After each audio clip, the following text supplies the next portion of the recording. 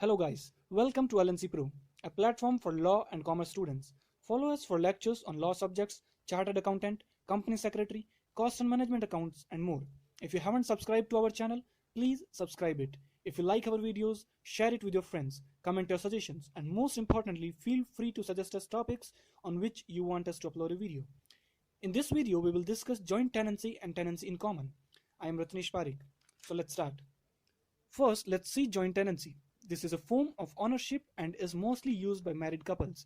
In this kind of ownership, both parties have 100% ownership over the property. There is no divided interest in joint tenancy. Suppose there are two joint tenants and one of them dies. In such a situation, the 100% ownership of the property will pass to the survivor joint tenant. In joint tenancy, deceased share will not form part of deceased estate and then it will not be distributed between legal heirs. A joint tenancy requires 4 unities. First, time. Each owner must receive the title at the same time. Second, title. Each owner must receive the title on the same deed. Third, interest. Each owner receives the same proportionate and equal share of ownership. Fourth, possession. Each owner has the identical right of possession. If one of the joint tenants sells or transfers his share to another person, then the joint tenancy is broken and a tenancy in common is created. Now let's see tenancy in common. Suppose there are 3 tenants in common.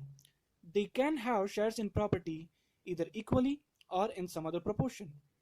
If one tenant in common who holds 40% ownership of the property and he dies, in such a case this 40% will be distributed in his legal heirs. For instance, there is a property and there are 2 tenants in common and one has 70%, other has 30% ownership. On the death of one tenant in common, his share will pass to his legal heirs. Now let's summarize this video in key points. In joint tenancy, 4 unities are required, but there is no such requirement in tenancy in common.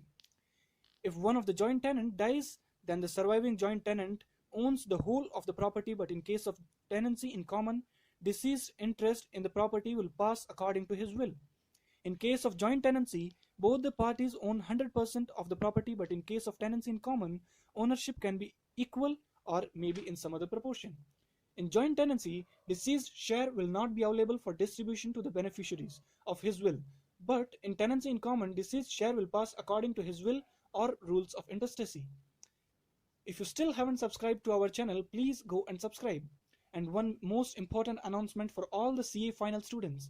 We have launched a series of lectures, first time ever in the history of YouTube, of CA final costing new syllabus, and it includes 100% practical question solutions also. So if you are one of a CA student, go and utilize it, and if you are not a CA student, share it with your friends.